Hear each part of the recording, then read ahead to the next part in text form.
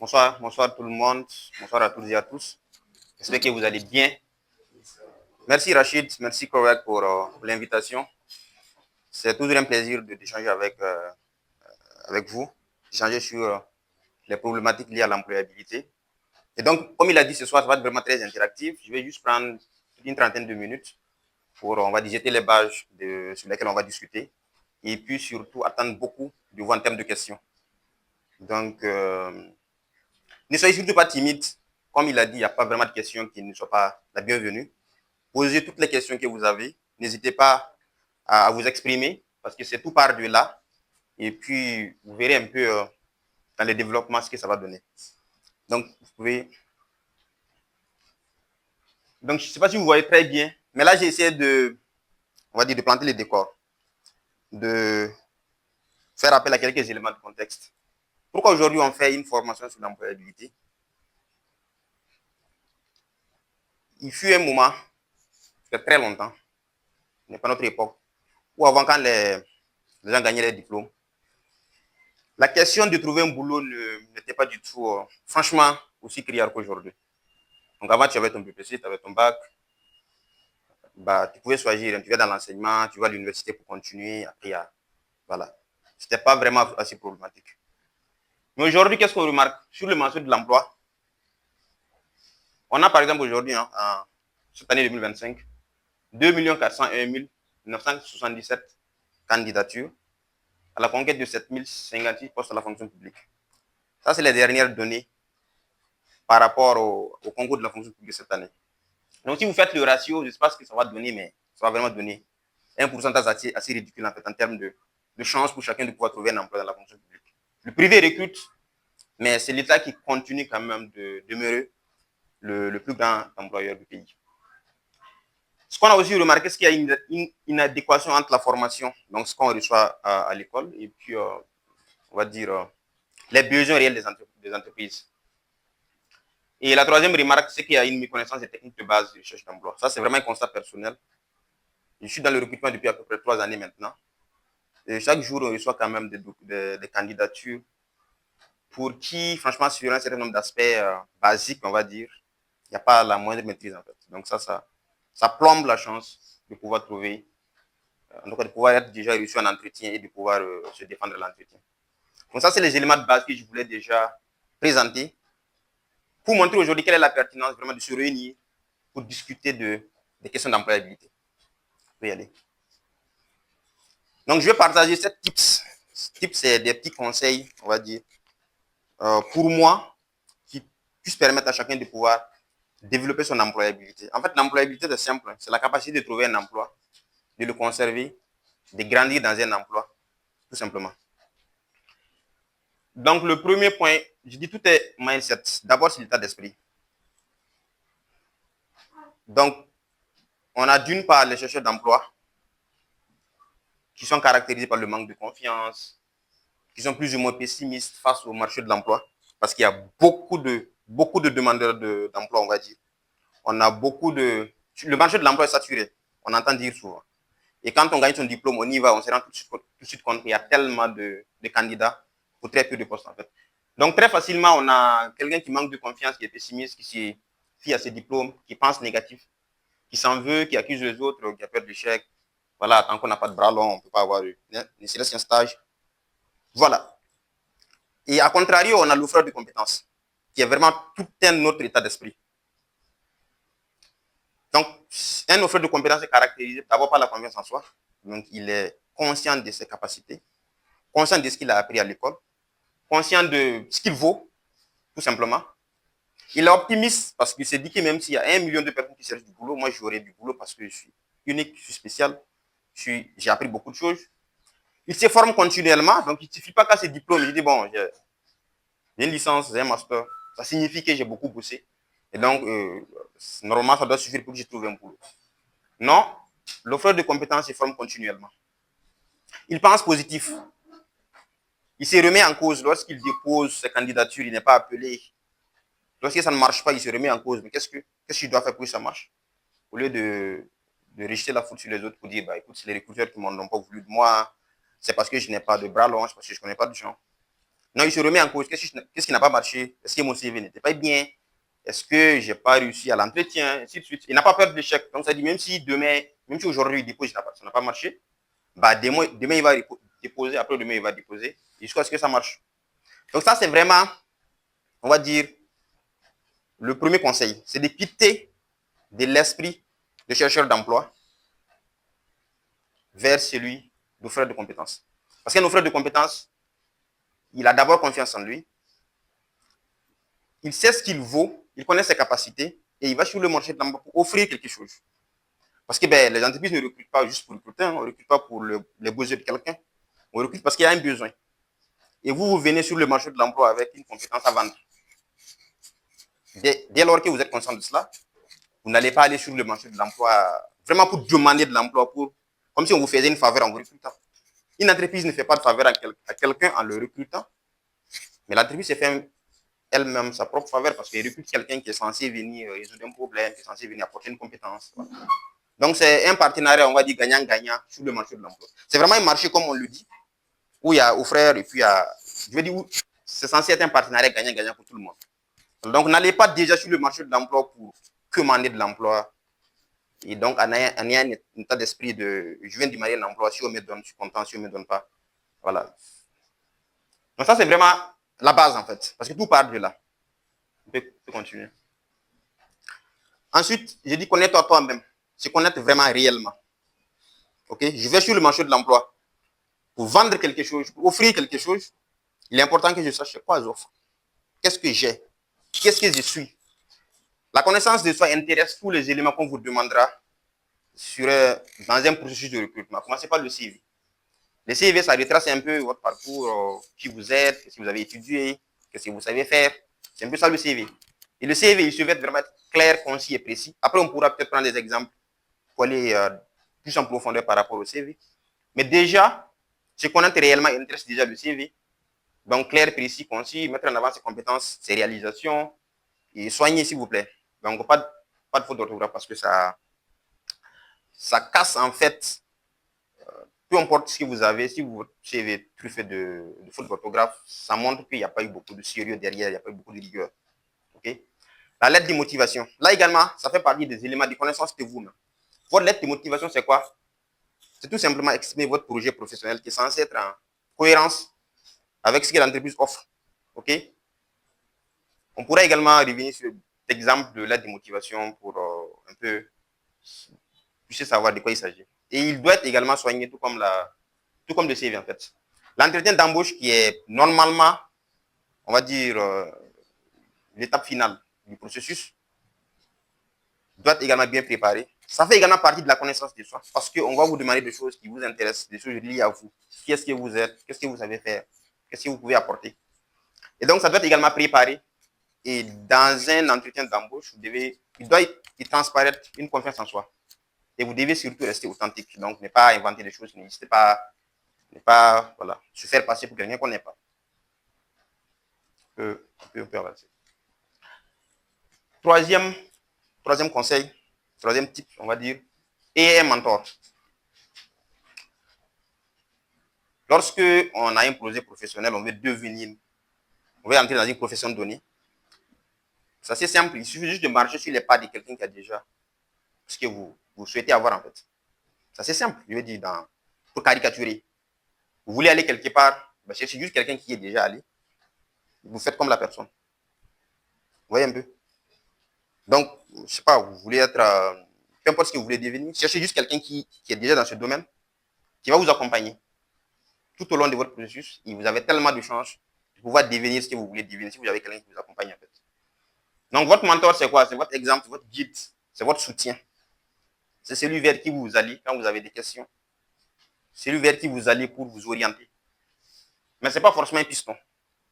Ce n'est pas mon mentor de me trouver un stage. Ce n'est pas mon mentor de me placer quelque part. En fait, ce n'est pas ça le rôle d'un mentor. OK? On n'a pas du mentor qui nous prenne et puis vient de me commencer un stage dans telle entreprise. Ce n'est pas vraiment ça, en fait, le rôle d'un mentor. Okay? Il ne faut pas attendre ça, en fait, d'un mentor. Il peut vous faciliter, bien sûr, s'il a son réseau et tout. Mais ce n'est pas ça. C'est pas ça qu'il faut attendre d'un mentor, en fait. Ce qui puisse vous guider, vous donner les conseils utiles pour pouvoir voilà, optimiser votre employabilité. Donc voilà, j'ai mis une image. Vraiment, quand on est seul, on se démerde pour pouvoir trouver sa voie. Mais quand on a un mentor, même si c'est compliqué, on connaît le chemin. En fait. Lui, il connaît le chemin, il va vous indiquer. On peut passer. Ensuite, je dis créer et entretenir ton réseau professionnel. Donc, le réseautage. C'est extrêmement important. C'est extrêmement important. Aujourd'hui, je pense que dans presque toutes les professions, on a des associations, on a des ordres dans certaines professions qui organisent souvent des événements où des professionnels se retrouvent. OK? Il est important que vous, en tant qu'étudiant, en tant que jeune diplômé, vous puissiez participer à ces événements-là. Déjà pour vous familiariser avec le monde professionnel, pour rencontrer des professionnels, pour pouvoir côtoyer des professionnels, parce que plus vous êtes avec les professionnels, et plus vous avez de chances de pouvoir les rejoindre un jour. Okay? Il ne faut pas traverser tout son cursus. Je suis très content d'avoir remarqué qu'il y a beaucoup de délégués, voilà, d'étudiants qui sont là et tout. Ça, c'est important. Il ne faut pas traverser l'école juste, on va dire, aller en classe, repartir à la maison, aller en classe, repartir à la maison. Tout simplement, en fait. J'aurais raté beaucoup de choses, en fait. Voilà. Participer à des événements extra-académiques, voilà, militer dans des associations, militer dans des bureaux d'étudiants. Frottez-vous aux professionnels. Ça augmentera considérablement votre chance, en fait, de pouvoir déjà les rejoindre un jour. Donc, n'est pas hésiter vraiment à militer dans des structures associatives, des clubs de filière des associations. Et quand vous êtes dans ces environnements-là, n'hésitez pas à solliciter beaucoup de contacts, à demander à ce que les gens, soit vos mentors, soit vos tuteurs, puissent vous accompagner. On a bien. Déjà, parce que on a quand même des gens de très bonne foi qui sont prêts à accompagner des étudiants. Pourvu que ces étudiants-là soient vraiment dans des bonnes postures. Que ces étudiants-là expriment le besoin d'être accompagnés. Donc, il ne faut surtout pas être timide quand vous êtes dans ces environnements-là. N'hésitez pas à solliciter des contacts. Soyez curieux, posez des questions. Faites-vous remarquer positivement en un mot. OK? Slide. Ensuite, le cinquième conseil, je dis l'information, c'est une ressource précieuse. Voilà. On est dans un monde où l'information, c'est une ressource extrêmement précieuse. Il faut rester à l'affût des opportunités. Vous êtes en quête d'opportunités, il faut savoir où aller les chercher. L'opportunité ne viendra pas te trouver dans ton salon. Il faut savoir où aller chercher l'opportunité. Déjà, il faut utiliser LinkedIn. Je ne sais pas s'il y a des gens qui ne connaissent pas LinkedIn ici. Est-ce que tout le monde connaît LinkedIn? Est-ce que tout le monde l'utilise? Ça, c'est une autre question. Ça, c'est pas évident. Parce qu'il ne faut juste pas l'avoir et puis ne pas s'en servir, en fait. OK? Donc, LinkedIn, c'est un merveilleux outil, en fait, que je vous conseille vraiment d'utiliser.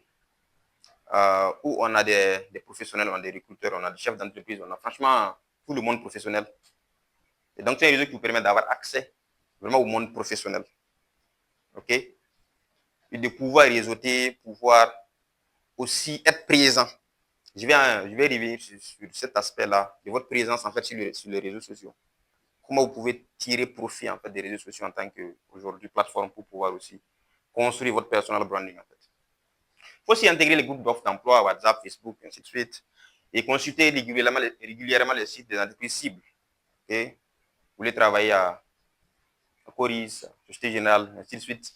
Il ne faut pas hésiter souvent à aller sur les plateformes pour checker, pour voir est-ce qu'il y a des offres et tout. Parce que si vous n'avez pas l'information, mais vous avez la compétence, vous ne pouvez pas postuler. C'est évident, n'est-ce pas? Voilà. Please. Ensuite, développe et entretiens ton personal branding, ton image quotidienne et numérique. OK? Parce que la vie fait le moine. Et puis, la forme tient le fond en l'état. Comme le disent les juristes. Et franchement, la vie fait le moine dans le monde professionnel. OK? On achète tout le package. Vous êtes bon techniquement, vous êtes bon en termes de soft skills, mais vous devez paraître aussi très bon, en fait. OK?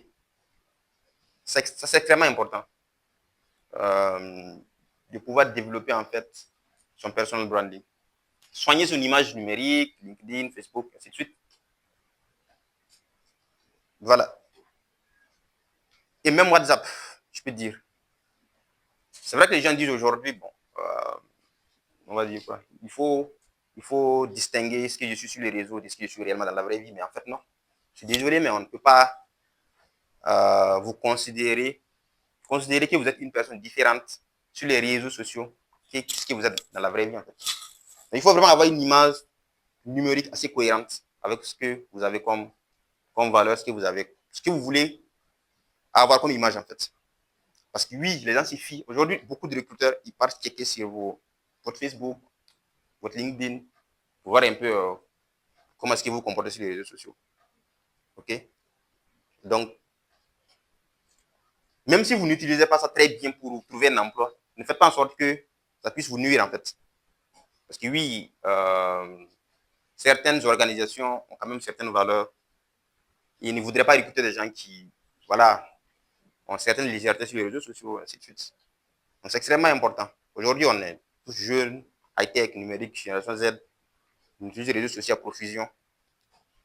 Utilisons cela à bon escient, en fait, pour pouvoir déjà développer une image vraiment attractive, au lieu d'utiliser ça pour vraiment, on va dire, des activités qui ne nous favorisent pas, en fait, dans notre élan d'insertion professionnelle, dans notre élan de devenir un jeu professionnel, en fait, respectable.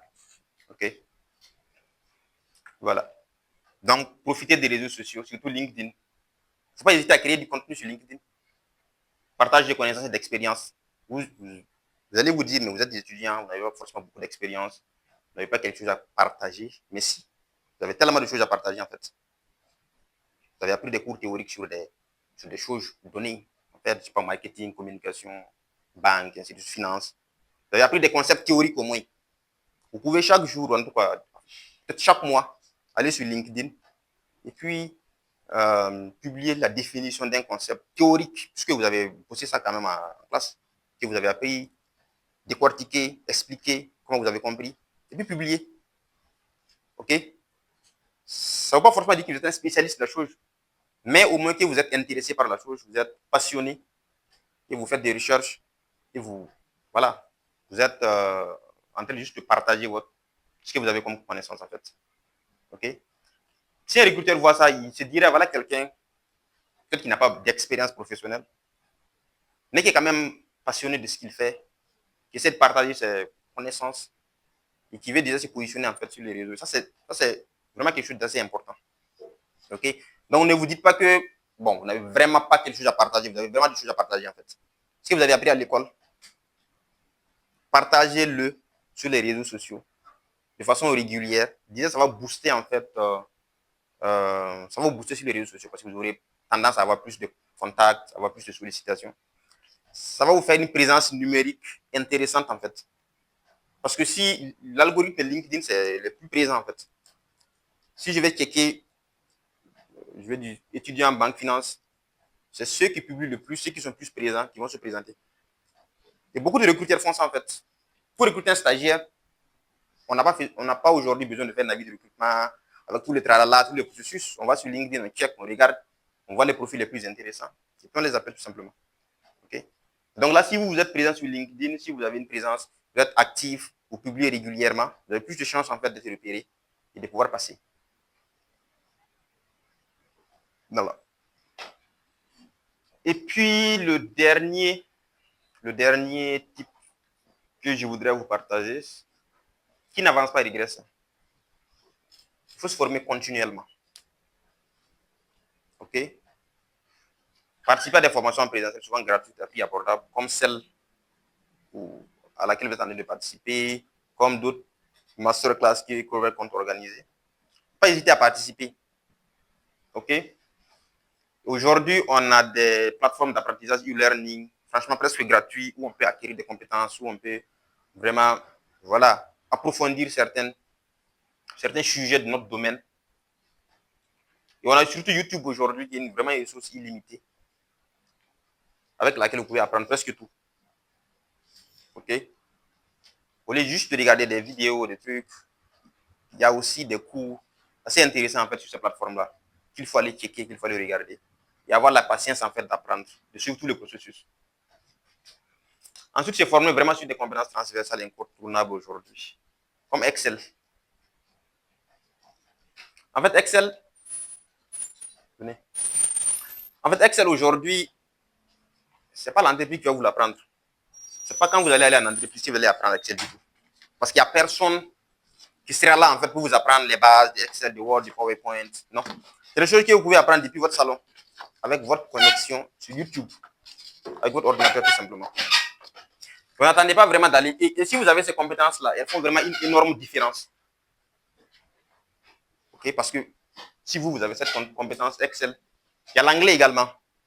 C'est une compétence vraiment transversale aujourd'hui. Et pour apprendre l'anglais, on n'a pas vraiment besoin non plus aujourd'hui de déployer beaucoup de moyens en fait. On ne peut pas se dire, j'ai pas de moyens, je ne vais pas apprendre l'anglais ou Excel. Vous pouvez l'apprendre également avec les réseaux sociaux, avec même TikTok, peut-être où aujourd'hui de plus en plus de gens partent. Avec YouTube, vous pouvez apprendre l'anglais. Vous pouvez également apprendre l'IA qui est quand même une nouvelle donne qui va s'imposer. Et donc, il faut aussi voilà, s'intéresser un peu à l'IA. C'est quoi l'IA? Qu'est-ce que ça permet de faire? Et ainsi de suite. Avoir au moins une initiation, savoir de quoi il s'agit quand on parle de l'IA, et ainsi de suite. Ne pas vraiment se laisser dépasser. Aujourd'hui, on va dire, l'avantage qu'ont les jeunes, que nous avons en tant que jeunes, c'est que nous sommes vraiment sommes une génération avec beaucoup de technologie, donc qui est plus orientée technologie, voilà, que les anciens. Les anciens aujourd'hui ont du mal à apprendre certains éléments, comme Excel ou autres outils. Donc, profitez aujourd'hui de ce que vous avez comme appétence pour les technologies là, pour pouvoir apprendre certains éléments comme l'IA. Aussi des éléments sur la communication. La communication, c'est une compétence vraiment transversale qui pourra vous être utile partout. Savoir tout simplement se lever, exprimer son idée, parler à un inconnu, tenir une conversation. En fait, c'est vraiment, on va dire quoi, on peut sur tout le processus de l'école, tout le process, avoir un master et finir sans vraiment maîtriser ni Excel, ni l'anglais, ni cette compétence en communication en fait. On en a tellement. Il y a des gens qui de très bonnes notes, qui ont fait tout le parcours, qui ont vraiment bossé, mais qui ne pourront pas s'exprimer en anglais, qui n'ont pas une bonne maîtrise. En tout cas, dans le système qu'on a ici au Burkina, qui n'ont pas maîtrisé Excel, ni Word, ni PowerPoint, les basiques en fait, qui ne pourront pas peut-être juste se présenter devant un public, voilà, partager leurs idées, tout simplement. Est-ce que vous vous rendez compte? Alors que c'est des compétences que tout le monde peut apprendre, pourvu juste d'y mettre un peu de volonté, un peu de discipline. OK?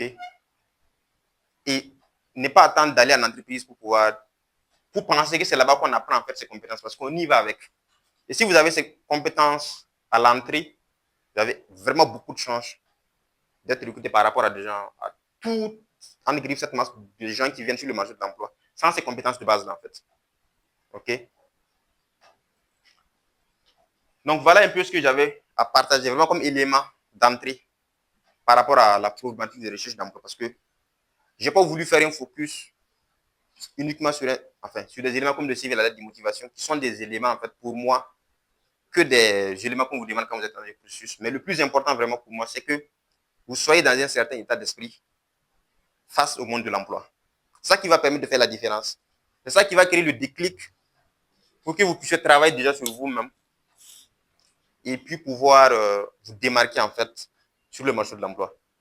Parce que vous aurez beau avoir un bon CV, une bonne lettre de motivation, je parle de rédaction, bien rédigée et tout, mais tant que dans l'état d'esprit, vous n'êtes pas dans cette optique d'offreur de compétences, en fait, de confiance en soi, on ne recrute pas un CV, en fait. On ne recrute pas un CV, on ne recrute pas une lettre de motivation.